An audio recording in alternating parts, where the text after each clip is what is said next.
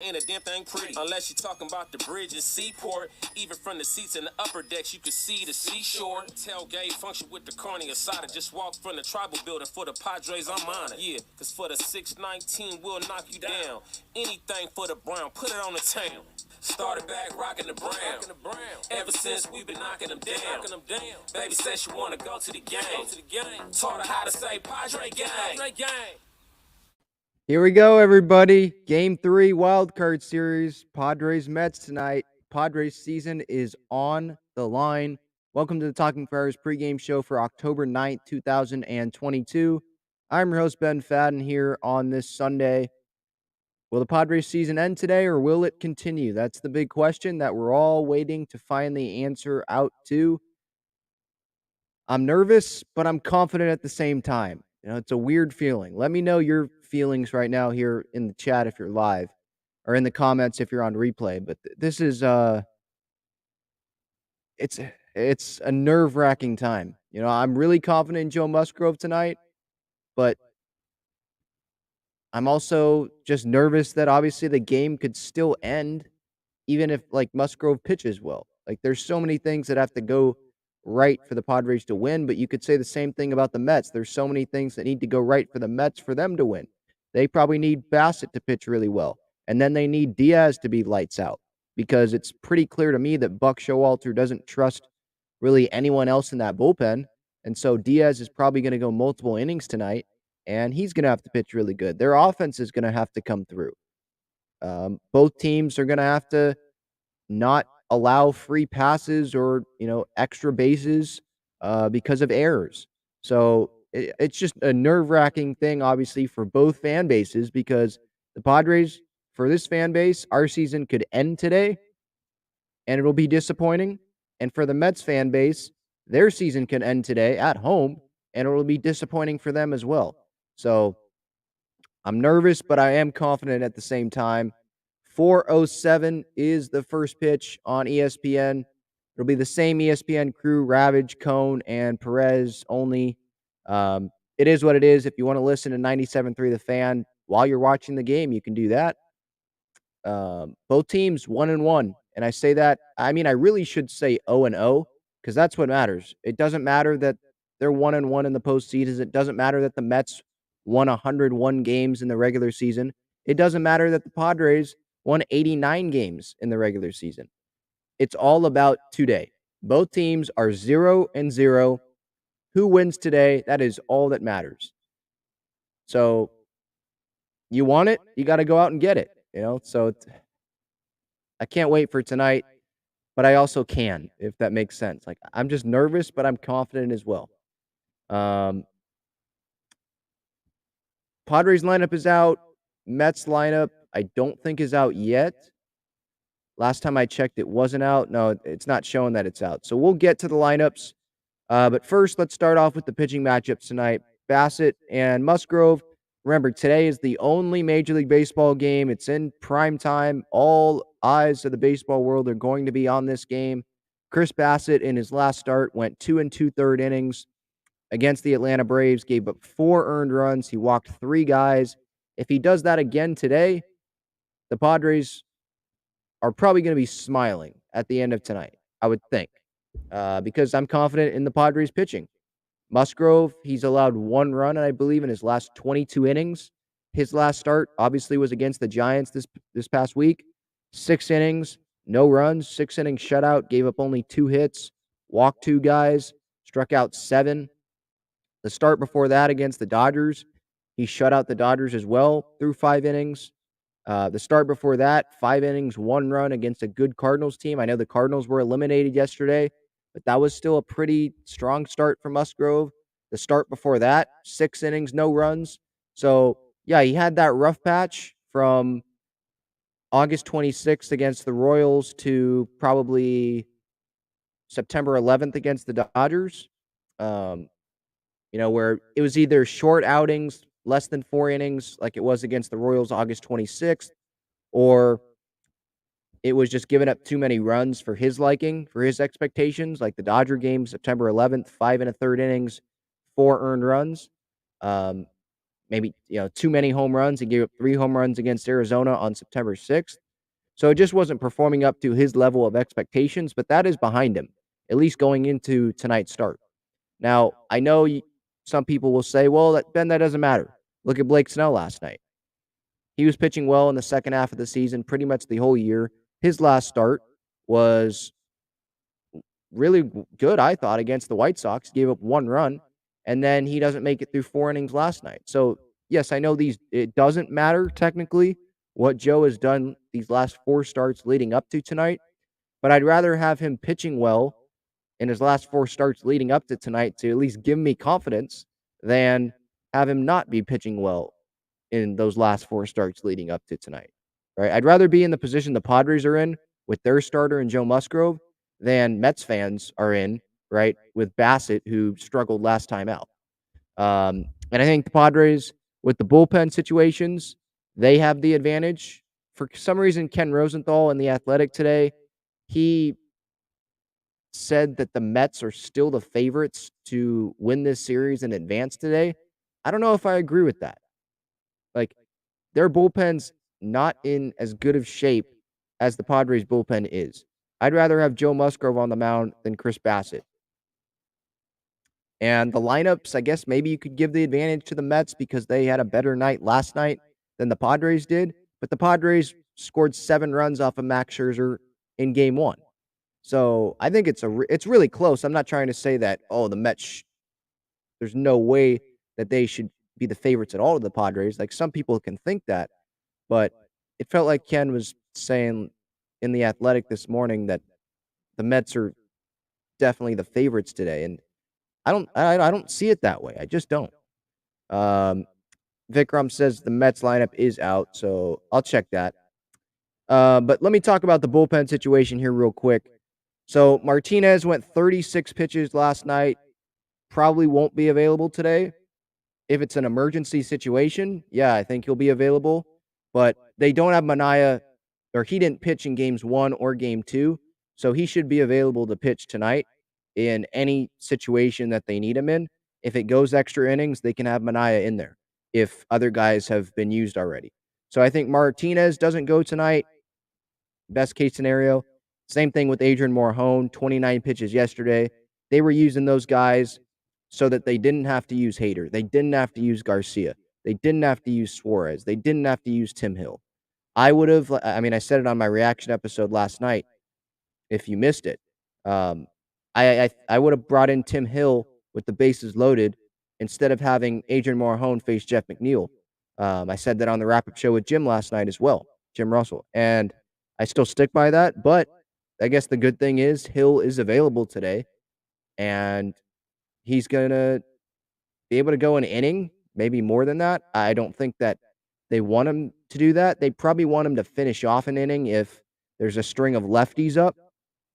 I think the Padres' game plan, like their plan A tonight, is have Musgrove go 6 innings or 7 innings. Let's say 6. Let's just 6 strong innings, give up like 1 run, maybe 2 runs, and hopefully the offense scored some runs off of Bassett as well.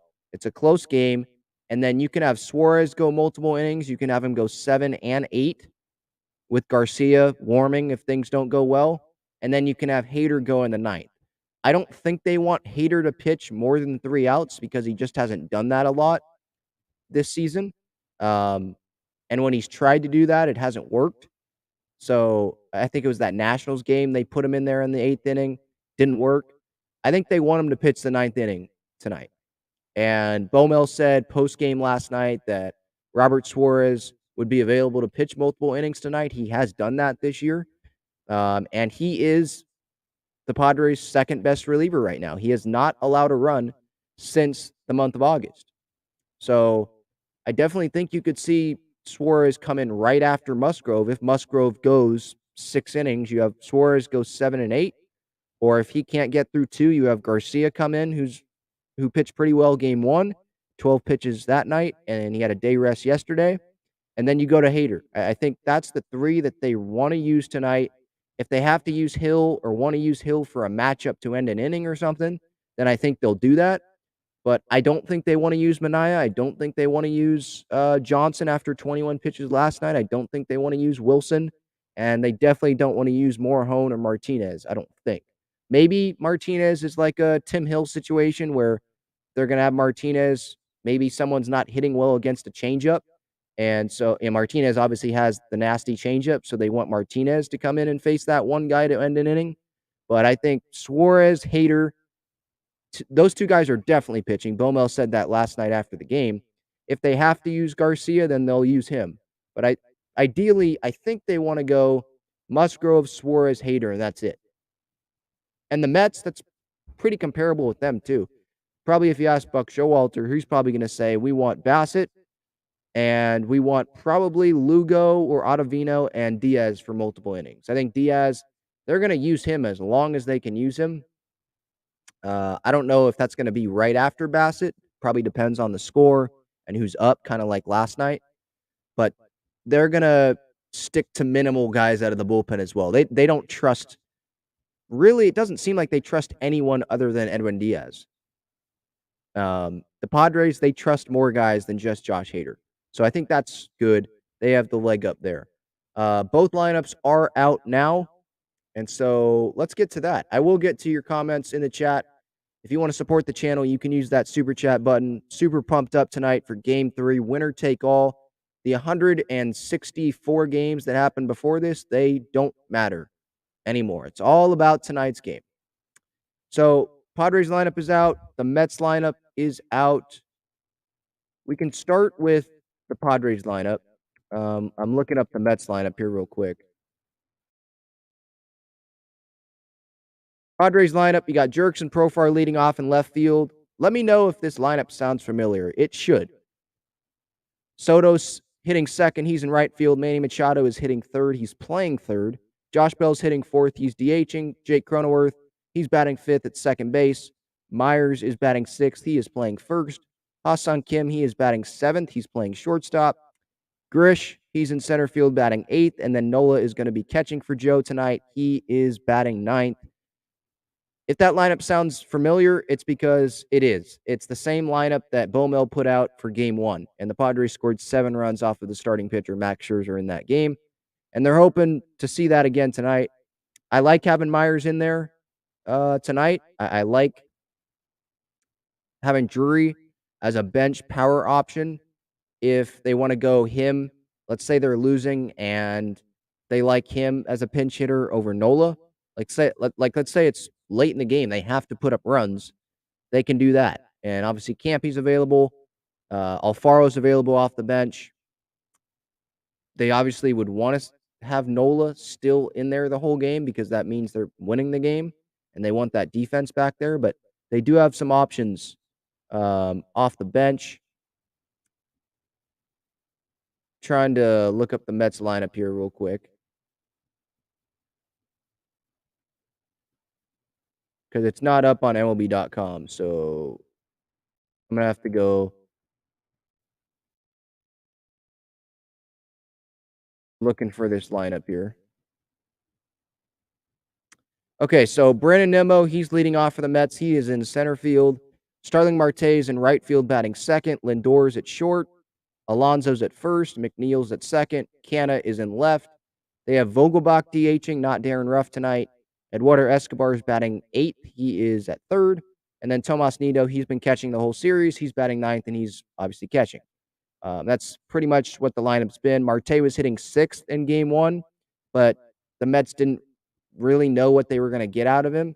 But he's been pretty good. I mean, I know he went 0 for last night, but he had a really good night game 1, and he should be batting at the top, near the top of their order. And obviously Lindor, Alonso, those are guys that Joe's going to have to be careful with. I believe Joe gave up a home run to Pete Alonso the last time he faced the Mets at Citi Field. It was a hanger, so it wasn't like last night where that pitch Nick Martinez threw down. That was a good pitch. Alonso's just a good hitter. He went down and got it and crushed it. So it's just a hanger. Obviously, just avoid those hanging pitches, and I think Musgrove's going to be fine tonight. Some guys are talking to the media, Mets players. I'm just looking through the Mets social media account here. Looks like Jeff McNeil and Buck Showalter were speaking.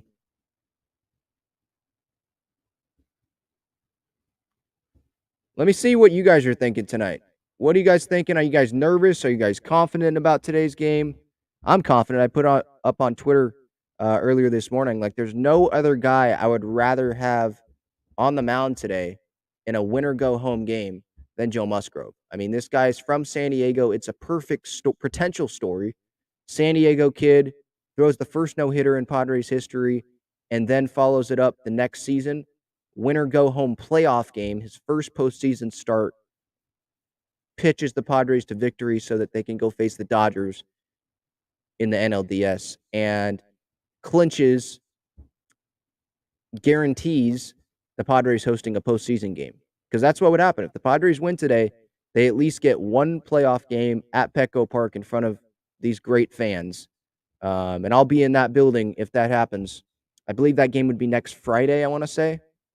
So there's a lot at stake. And yeah, you could say Darvish, right? But I'm talking about like winner go home game. Snell or Musgrove, like it's Musgrove. I was talking about this leading up to this series. Part of the reason why I didn't understand why the Padres announced Snell game 2 before they knew the game 1 result, because maybe they would have screwed themselves if they had Snell starting game 2 and they lost game 1. Thankfully, they won game 1, because if Snell did that in game 2 in an elimination game, they probably would have been screwed. Musgrove probably would have had to come out of the bullpen then, because they probably trust Musgrove more than Morahone and Martinez combined, right? So I'm glad that this is obviously you'd rather have Snell would have pitched well last night, right? Win game 2, sweep it, and yeah, Musgrove game 1 in the division series. But in the situation that they're in, I'm pumped up that Joe is on the mound for game 3. All right, let me check. I'll get to your comments here. Let me check Twitter to make sure I'm not missing any comments.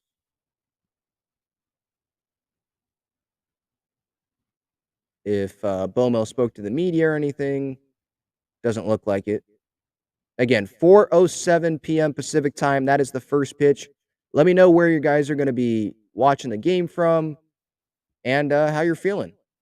Michael says, let's go Padres. Michael says, good job last night, Ben, on the wrap-up show. I appreciate it. Thank you. I appreciate Jim for having me, and I appreciate John for having me on the show when Jim can't be there. So it's fun to talk to those guys, and I'll have them on this show definitely. Either as these playoffs continue for the Padres, hopefully that's what happens, or at the end of the year. Hopefully it doesn't end today, but I'll have them on at some point.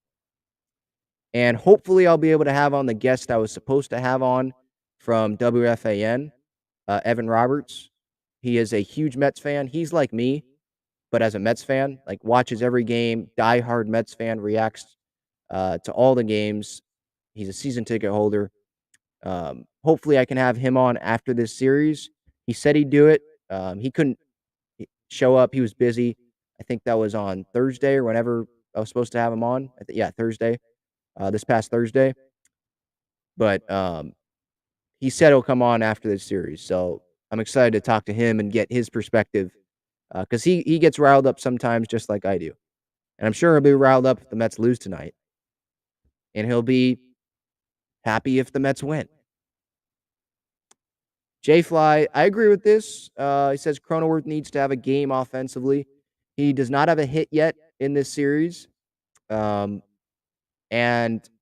I said last night on my show, I don't think that it's right to fully criticize players individually until we know what they did today. Like, sure, you can criticize, and I did this with Jim Russell on the wrap-up show last night. I think you can criticize Manny and Soto, for not coming through when there were guys in scoring position last night, when the game was still 3-2 and it was close. But all that matters is what happens tonight. What if they come through tonight? Then I don't care what happened yesterday. Like, because they won the series and they're moving on, and they came up huge in a must-win game, right? So, yeah, Cronenworth, It's been disappointing that he hasn't gotten a hit yet, but there's still today. There's still that hope that he can come through today. There's still that hope that Soto and Manny can come through today. Let's not forget, Manny did hit a home run in game 1. And some people can say, well, it wasn't really meaningful. It was 6-0 or whatever at the time. Manny can't control what the score is. He hit a home run off of Scherzer and knocked Scherzer out of the game, and it was a line drive. So he has contributed in this series. He played good defense last night to keep the Padres in that game when Snell was on the mound. And obviously, it spiraled, badly, if that's a word, when Morahone took the ball and Melvin, I thought, left Morahone in the game for one more batter than he should have. But yeah, that's baseball. Manny didn't come through last night, but I'd love to see anyone criticizing Manny. I'd love to see them go face Jacob deGrom and face 102 fastball up and see how they do, you know? But yeah, Mike, I agree. Time for everyone to contribute. I mean, for the Padres to win tonight, it's going to be a team effort. I don't think that it's going to be one guy. It's definitely not going to be one guy from the pitching side, obviously, right? Musgrove, you'd think he's going to have to pitch solid, and the bullpen's going to have to be close to lights out, I would think. Suarez and Hader, definitely those two guys are going to have to pitch well. We know they're going to get in the game. And the Mets can say the same thing on their side of things, right? They're going to have to be probably close to perfect. Bassett's going to have to pitch well because he knows Musgrove's on the other side. And Diaz is going to have a lot of pressure on him tonight because he is clearly the guy that Buck Showalter and the Mets trust the most out of that bullpen. He's going to go multiple innings probably tonight after throwing almost 30 pitches last night. So there's pressure on him. He's going to have to come through. Same thing as Hader and Suarez, like I just said. I think it's also something to look at, or at least pay attention to, have it in the back of your mind maybe. Maybe it comes to your front of your mind once Diaz comes into the game. But last night he threw 28 pitches. He has not pitched back-to-back days throwing that many pitches yet this season. He's had a day off at least in between those long outings like that. So how is he going to react to that? I don't know if that's going to become a huge factor just because of adrenaline.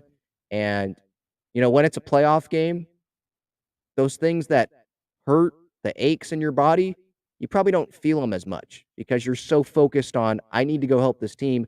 Our season's on the line. So I don't care that, oh, my shoulder, it's not feeling so great. Well, that adrenaline that's in you, it's probably going to take over. So I don't know how much of an effect it's going to have, but it is still something to note, right? It's still something to pay attention to. Mill says, still, Manny can't go 1 for 8 and we be okay for a series. Well, yeah, I agree with that. Look, Manny, I really would like him to come through today. I think he's my Padre pick. I think he'll get a hit today. He does have a home run off of Chris Bassett in his career. I think it was this year. So, yeah, going 1 for 8 in a series, I wouldn't be okay with that. And I think he's 1 for 8 so far in this series. So, yeah, I guess I'm not okay with that. But that one hit was a home run. He didn't come through yesterday, but yesterday wasn't a must-win game. I'm still not gonna fully criticize him until we see what happens here in game 3. If he comes through in game 3, then we're not gonna be criticizing him. We're gonna be praising him, right? So, I'm waiting for this series to play out before dissecting every player in this series and saying, "Oh, they needed to come up bigger," or, "They did their job," you know?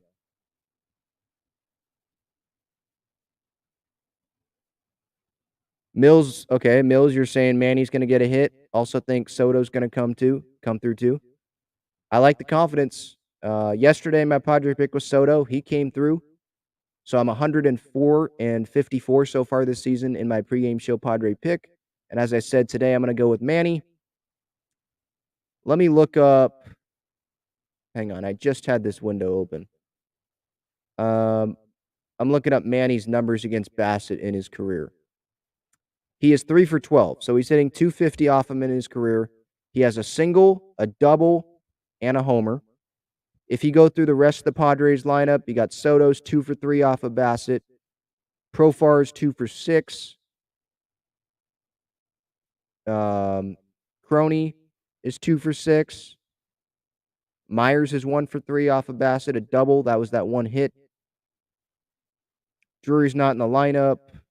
Bell, he's 2 for 6, or 2 for 5, excuse me. Profar's 2 for 5.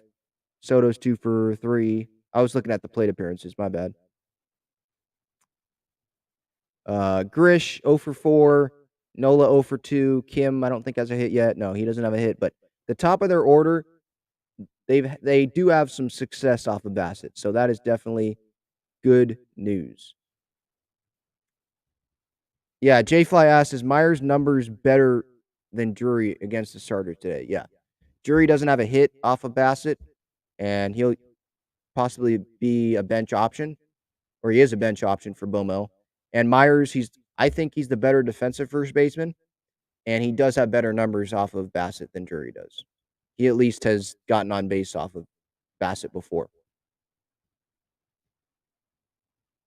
Yeah, Lazur says Grish waking up though. Yeah, that's a positive for the Padres today.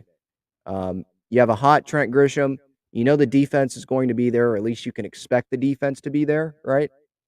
And having that bottom of the lineup come through is huge. Remember last night, or not last night, game 1, I believe, if I'm correct here, game 1, the bottom third of their lineup, they all came through. Let me look up the game 1 numbers again, because I believe Kim, Grish, and Nola all got hits in game 1. Obviously, Grisham did. Yeah. Kim, Grisham, and Nola, bottom third of that Padres lineup, which is the same bottom 3 in this lineup today. They combined for 5 hits and 3 runs scored on Friday night in game 1. Grisham had the home run. Nola went 1 for 4. Kim went 2 for 3. So, yeah, having the bottom of the order come through, like, that's huge, because we heard Buck Showalter, right, in his presser last night. He had Diaz come into the game there to face Grisham in the bottom of the order and to face the top of the order. If the whole lineup is coming through and there's not really holes, like a group hole, if that makes sense, like consecutive guys not hitting, then that makes it hard for Buck to decide when he wants to use Diaz today. Does he want to use him right after Bassett, or does he want to wait? Right? That's something to look for. So obviously, yeah, when the bottom of the lineup is coming through, and Profar came through yesterday, and Soto came through a couple times yesterday with hits. Manny came through on game 1. It just makes it harder for the opposing manager to decide when he wants to use his best arms, because Diaz, his best arm, how long is he going to go today? 2 innings? Is that enough to face the whole lineup? I don't know. Maybe it is. Well, the Mets probably hope that it isn't if he's only going to go 2 innings, get 6 outs. Okay, then you got to face you got to have someone else face the other 3 guys. Right? So we'll see today. We'll see. Drop your predictions, by the way, in the comments. Who do you think is going to win today? Think the Padres are going to get the win? Do you think Musgrove? What do you think his line's going to be? I think he'll go 6 innings,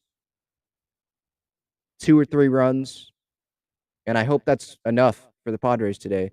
Padres can score some runs off of Bassett. I'm confident that they will. And then it comes down to the battle of the bullpens, and I'm more confident in the Padres bullpen than I would be if I was a Mets fan in the Mets bullpen.